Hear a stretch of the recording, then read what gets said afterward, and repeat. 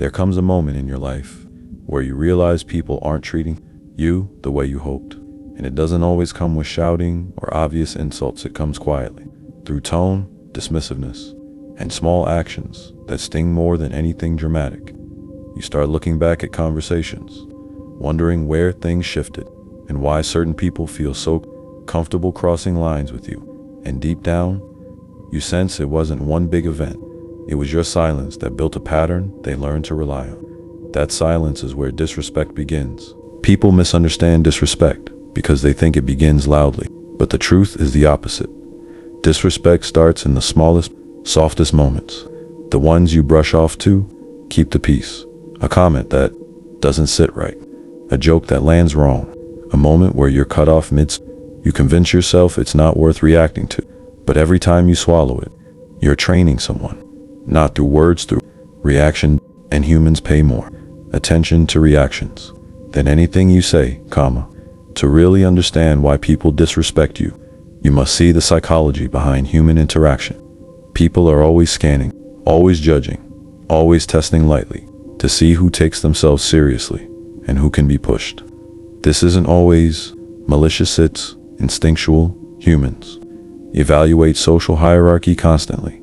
They try to understand who is easy, who is firm, who is passive, who reacts emotionally, and who stays grounded. And if you appear predictable in your softness, you get categorized as someone who can be controlled. Here's a deep truth. People don't treat you according to your actual worth. They treat you according to the value you enforce. You can be intelligent, kind, loyal, compassionate, but without boundaries. Those qualities get overlooked and undervalued. Psychology calls this value dilution, when something good becomes normal simply because it's always available. Even your kindness becomes forgettable when you don't protect it. Think about the last time someone joked at your expense and you laughed along, even though the humor didn't feel right. Inside, something tightened, but you kept the peace. That tiny moment taught them more about your boundaries than anything you've ever said. They learned that your discomfort doesn't stop them. They learned that your feelings take second place. They learned disrespect comes without consequence, and people repeat what benefits them. Here's the difficult truth. People continue behaviors that reward them. If teasing you gives them attention, they continue. If talking over you gets them control, they continue. If taking advantage of your kindness costs them nothing, they continue. Humans rarely stop doing things that work for them unless they hit a boundary, a limit, a psychological wall that forces them to readjust. That wall is not anger, it's clarity.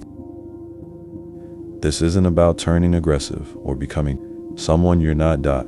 It's about understanding the psychological weight of your reactions. Some people push because it makes them feel powerful.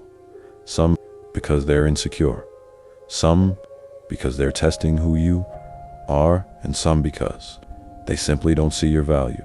Yet, when you understand the why, the how to stop it becomes much easier, because you start responding with intention instead of emotion.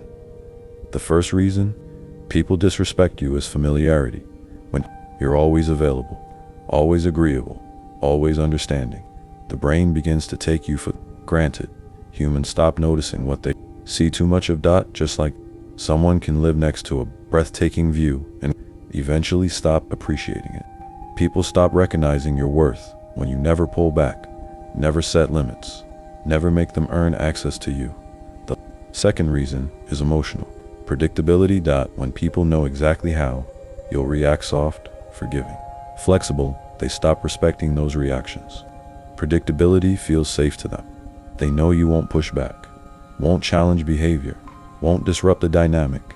But respect requires a level of uncertainty, calm uncertainty, a sense that you might stand your ground, might walk away, might end the conversation. That unpredictability creates presence. The third reason is self-value mirroring. Humans mirror energy. If you treat yourself casually, they treat you casually. If you talk softly after being interrupted, they interrupt you again. If you tolerate a joke that hurts, they joke again. If you always say yes, even when your face says no, they take the yes. People learn how to treat you by observing how you handle yourself. Your own behavior becomes a manual for others. So now let's talk about how to make them stop, not through aggression, but through psychological presence. Boundaries don't require volume, they require clarity, and clarity written in your tone, your posture, your pauses, and your reactions become something people feel instantly.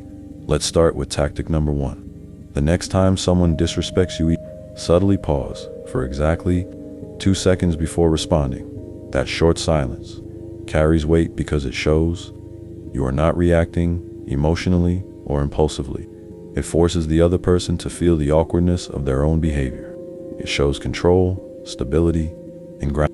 That pause is a psychological reset that communicates, I heard what you said, and I'm choosing how to respond.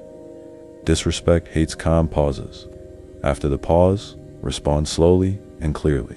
Not harsh, not emotional, something simple like, don't talk to me like that, or let's keep this respectful, or I'm not okay with that. Short sentences stop disrespect. Better than long explanations. The calm tone shows confidence, not fear. The lack of over-explaining shows strength, not aggression. And the simplicity forces the other person to confront their own behavior without giving them room to argue. If someone ignores your boundary, don't debate them. Don't give them a long speech. Just reduce their access to you. Slower replies, shorter conversations, less emotional availability. Humans feel loss more intensely than gain. So when someone senses they're losing access to you, they instinctively correct their behavior. Your absence becomes your loudest consequence, and it's far more powerful than shouting or fighting. Once you apply these tactics, your environment changes. People who respected you but didn't realize your limits will quickly adjust. People who benefited from your softness will feel uncomfortable, but that discomfort is necessary. People who used you will distance themselves, and people who genuinely value you will start mirroring your clarity. You're not changing your personality, you're changing what behavior gets rewarded around you. This shift happens inside you first. You begin to carry yourself differently, not with arrogance, but with steadiness. You speak a little slower. You choose your words more deliberately. You stop filling silences with nervous explanations. These small internal changes create massive external shifts. People feel when someone has raised their standards, even without hearing a word about it. Respect doesn't come from raising your voice, it comes from raising your boundaries. A calm person with strong limits is more powerful than a loud person with none.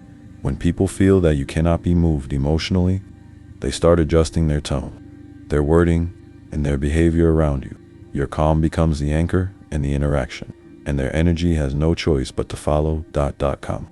Imagine someone mocks you in a group setting, expecting you to laugh along. Instead, you pause, look at them steadily, and say, that wasn't funny. The entire dynamic changes instantly. The room shifts. The person who made the joke now feels the spotlight on them, not you. Disrespect collapses when accountability is introduced, even softly.